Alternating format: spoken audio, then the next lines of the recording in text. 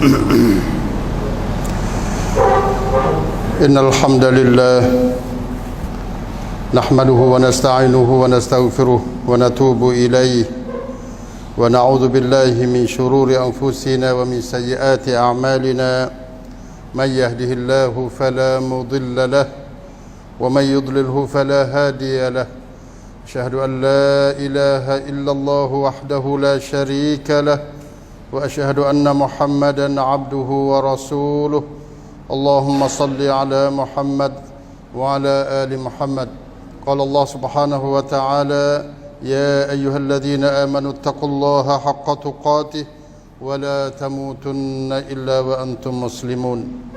Sidang Jumaat yang dirahmati Allah, pada Jumaat kali ini marilah sama-sama kita pakat jaga sekali lagi iman dan takwa kita dengan kita memperbanyakkan amalan kita biar betul dengan sunnah Rasulullah sallallahu alaihi wasallam serta menjauhi apa yang dilarang oleh Allah dan Rasul sallallahu alaihi wasallam. Dalam ayat Al-Quran sebanyak 114 surah, ada dua surah yang Allah Subhanahu wa taala mulai surah dia ni dengan perkataan wailun, iaitu neraka wail ataupun kecelakaan. Tidak ada ayat lain atau tidak ada surah lain yang dimulai oleh Allah Subhanahu wa taala dengan perkataan wailun kecuali dua surah ini. Surah yang pertama ialah wailul lil mutaffifin, iaitu tajuk pembicaraan kita pada khutbah kali ini. Manakala surah yang keduanya ialah wailul likulli humazatil lumazah. Wailul lil mutaffifin, Allah Subhanahu wa taala memberi amaran yang sangat kuat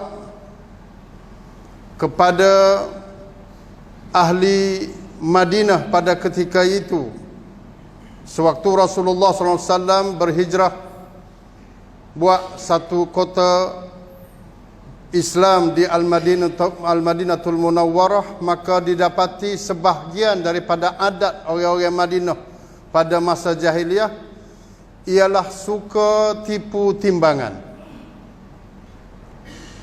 makai kilo orang.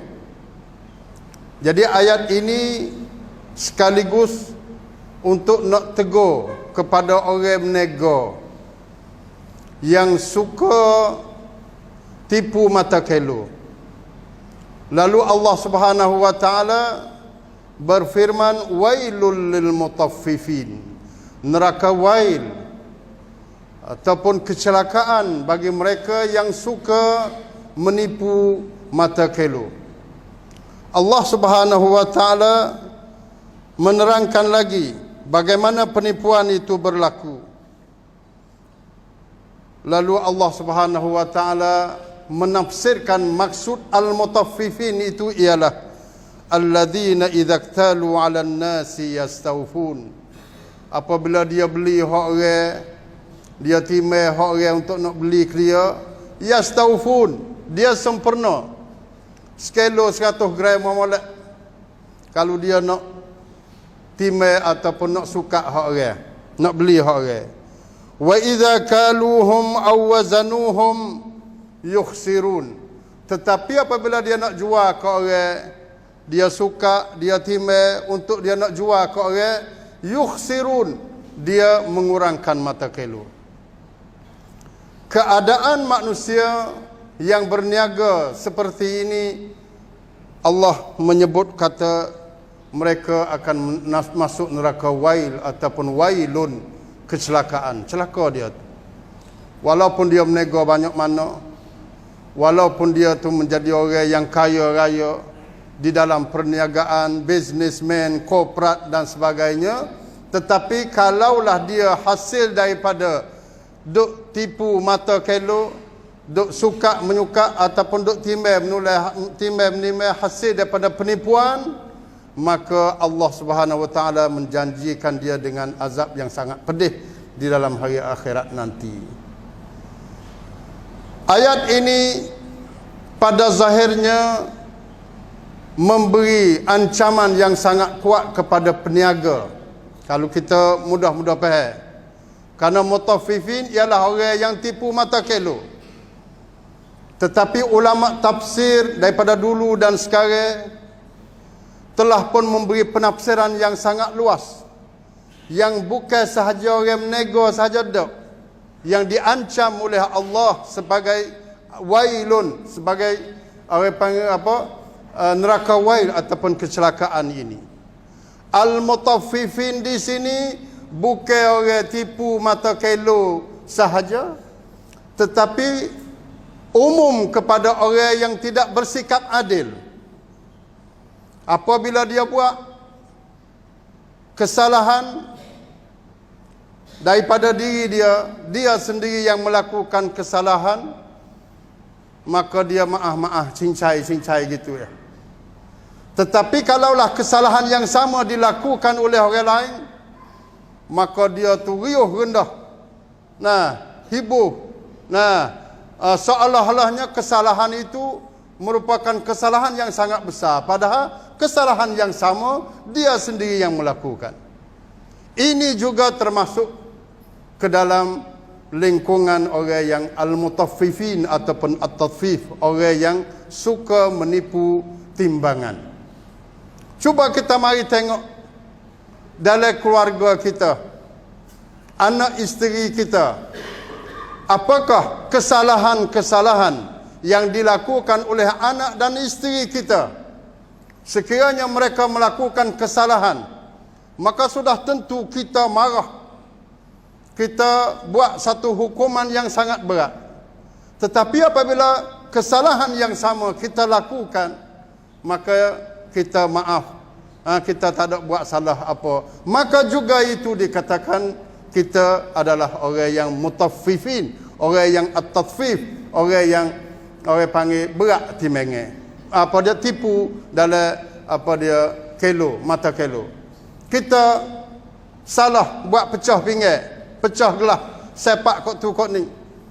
Kita maaf kerana kita salah, tak nampak. Tetapi waktu yang sama, esok pula anak kita buat kesalahan yang sama, isteri kita buat kesalahan yang sama, maka kita marah. Naik kepala otak apa semua, kata huduh kepada anak dan isteri kita, maka itu juga di antara sikap al-mutaffifin. Kita selaku pemimpin, kita selaku rakyat apabila melihat pemimpin salah, maka rakyat tu begitu marah kepada pemimpin. Tetapi sekiranya rakyat juga buat dalam keadaan yang sama, perbuatan yang sama, kita jadi rakyat tidak ambil kesalahan apa, maka itu juga dikatakan al-mutaffifin. Waktu kita naik kereta, jadi driver, bawa kereta, orang yang apa dia buat kesalahan jalan raya, orang mari litah, bawa dengan keadaan derah, ataupun litah dengan tidak beri api isyarat, failure dan sebagainya, maka kita mengepek, kita kata huduh kepada dia. Tetapi sekiranya kita melakukan kesalahan yang sama, kita tidak ada berasa kata kesalahan, kita tak ada berasa kata salah apa-apa pun. Itu juga dikatakan al-mutaffifin. Maksud di sini ialah bagi mereka yang suka menghukum orang lain dengan hukuman yang sangat berat, dalam waktu yang sama dia juga buat kesalahan yang sama, maka itu dikatakan al-mutaffifin. Kalaulah kita jadi anak koli, kita rap ngendian, waktu kita kerja, kita cuai dalam pekerjaan kita. Tetapi waktu kita minta ataupun waktu kita terima gaji bulan ni, kita nak beri majikan kita, tokai kita tu beri apa dia gaji yang sempurna, gaji yang cukup. Kadang-kadang tak nak tip lagi, nak lebih lagi. sedangkan waktu hijrah kita hijrah dengan malah dan kita cuai, maka itu juga dikatakan al-mutaffifin, juga dikatakan orang yang curi mata kelo. Oleh yang demikian, marilah sama-sama kita mengingati akan surah ini, dan jangan kita sepik tengok kepada orang menego saja. Memang ayat ini khas kepada orang menego, al-mutaffifin pada asalnya, tetapi al-ibrah bi umumil lafzi, untuk kita nak ambil ibrah dan pengajaran ini dengan umum lafaz, la bi khususis sabab, bukan dengan khususnya sebab yang diturunkan ayat itu. Juga dalam dunia ini, dunia kesemua seluruh yang kita duduk dalam keadaan sekarang ini juga mengidap penyakit al-mutaffifin. Negara-negara gergasi, sewaktu dia memasuki dalam negeri-negeri, dia memerangi, dia menghancurkan sebuah negara seperti Iraq, Suria dan sebagainya. Mereka memasuki dengan bom. Sapakah di Iraq, di Suria sekarang ini, satu negara telah hancur lebur. Tidak ada apa dia kebahagiaan lagi dalam kehidupan apa dia di Suria dan di Iraq. Daripada negara yang paling maju sekali masa dulu, umurnya beribu-ribu tahun, terutamanya Baghdad dan Dimash, yang sama-sama kita tahu kata kedua-dua ini merupakan tunjang belakang, latar belakang ataupun tulang belakang bagi umat manusia seluruhnya, bukan kepada dunia Islam sahaja. Kedua-dua negara ini telah pun memberi contoh ketamadunan, kemajuan yang baik, yang banyak. Tetapi sekarang ini kedua-dua negara ini hancur lebur. Siapakah yang menjadi penyebab, yang menyebabkan kedua-dua negara ini hancur lebur gitu lalu? Rakyat-rakyat kena pergi duduk, orang panggil makan di tong-tong sampah, kena pergi duduk tidur dalam gua-gua dan serpihan-serpihan binaan yang runtuh. Siapakah yang melakukan demikian? Sudah tentu kuasa-kuasa besar, negara-negara besar yang menghancurkan kedua-dua negara ini.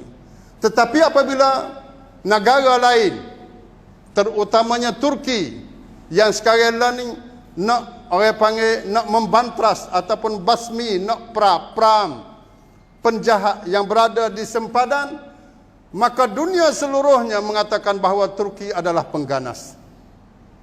Waktu mereka menghancurkan negara seperti Suria dan Iraq, semua dunia tidak kata gapo pun. Tetapi apabila Turki untuk nak mengajar ataupun nak menghapuskan keganasan yang ada di sepadan dia sebanyak 400 kilo ini, maka sute dunia peranam. Sute dunia, terutamanya umat Islam sendiri, negara Islam sendiri juga peranam membantah dan apa dia engkar perbuatan Turki. Kerana dunia ini juga sedang mengidapi penyakit al-mutaffifin, at-tadfif. Waktu dia buat, dia cincai, tak ada jadi masalah. Tapi kalau orang lain buat dengan keadaan yang sama, perbuatan yang sama, maka mereka gempar-gempurkan, mereka meriuh rendah mengatakan itu dan ini. Inilah di antara sikap al-mutaffifin yang dijanjikan oleh Allah Subhanahu wa taala dengan perkataan wailun lil mutaffifin.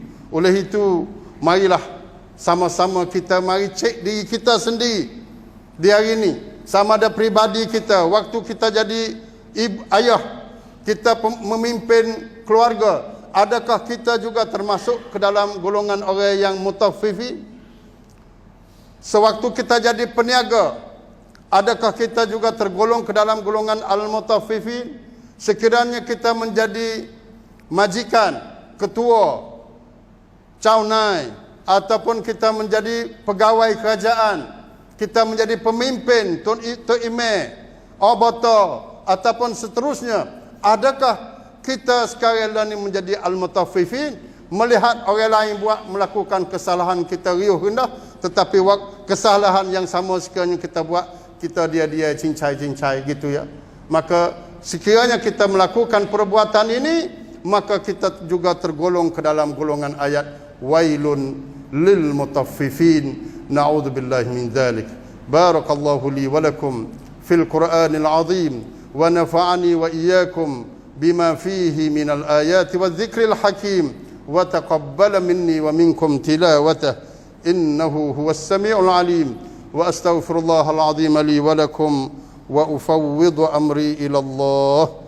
Innallaha basirun bil ibad.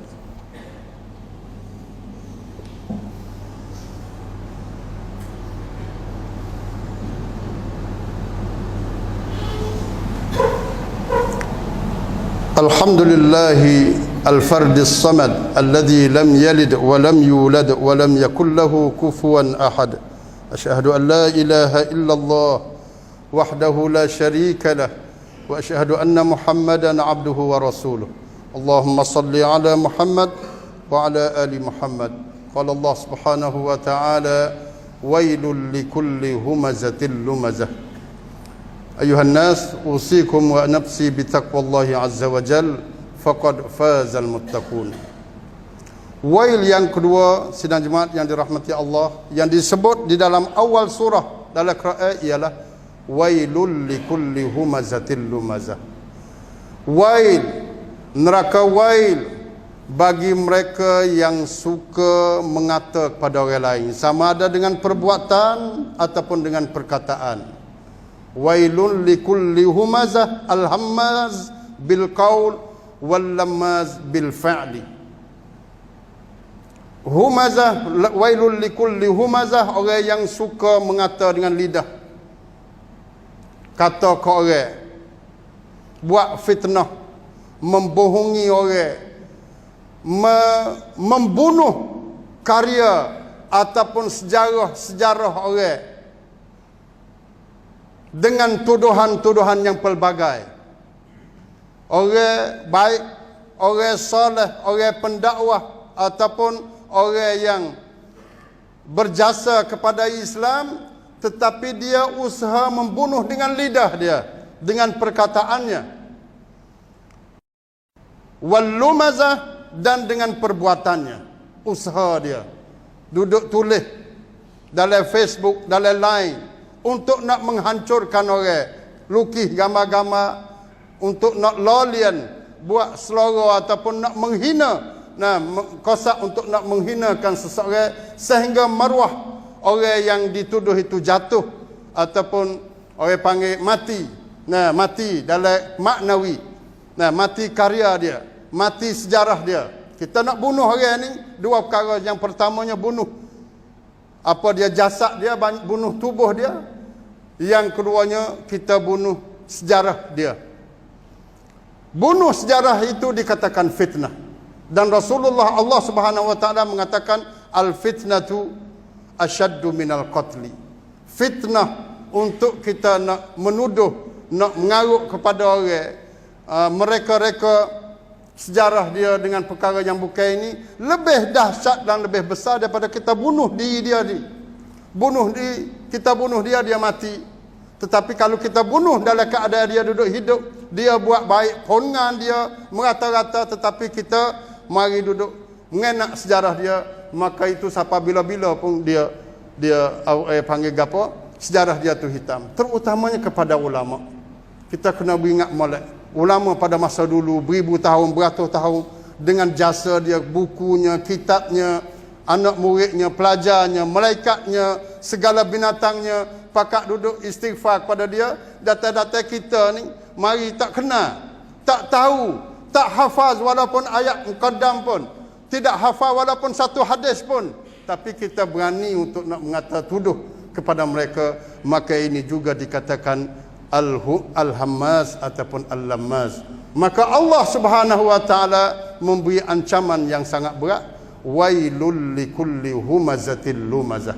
Neraka wail bagi orang yang suka mengadu domba, membuat fitnah dengan perkataan dan dengan perbuatan.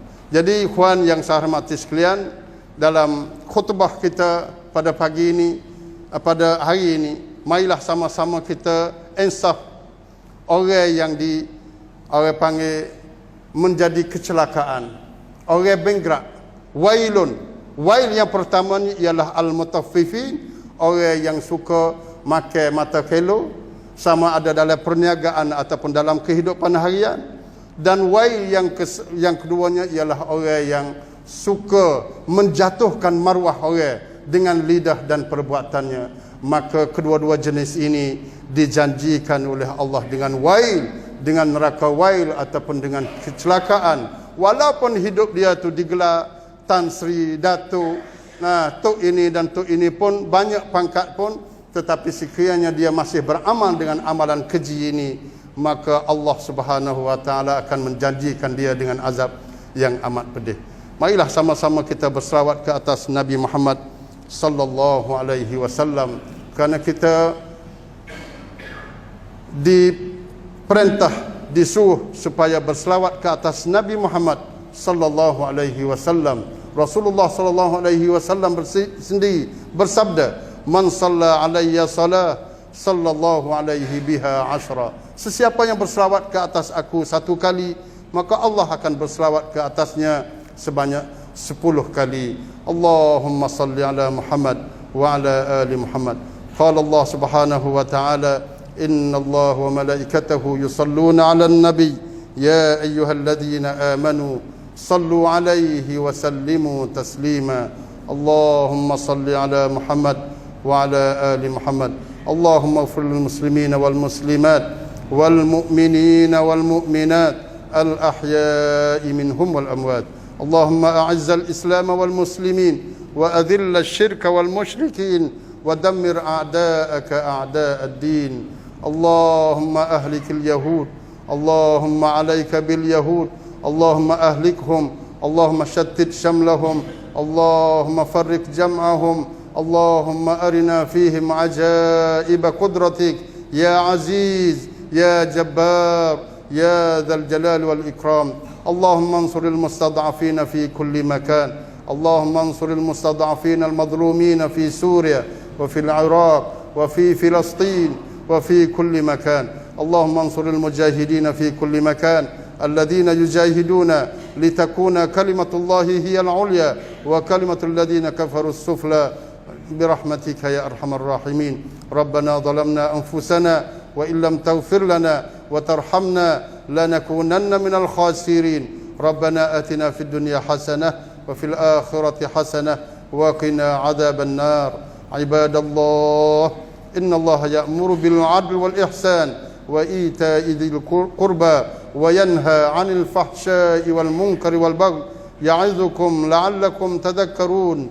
فاذكروا الله العظيم الجليل يذكركم واشكروه على نعمه يزدكم واسألوه من فضله يعطكم ولذكر الله أكبر والله يعلم ما تصنعون. أقم الصلاة.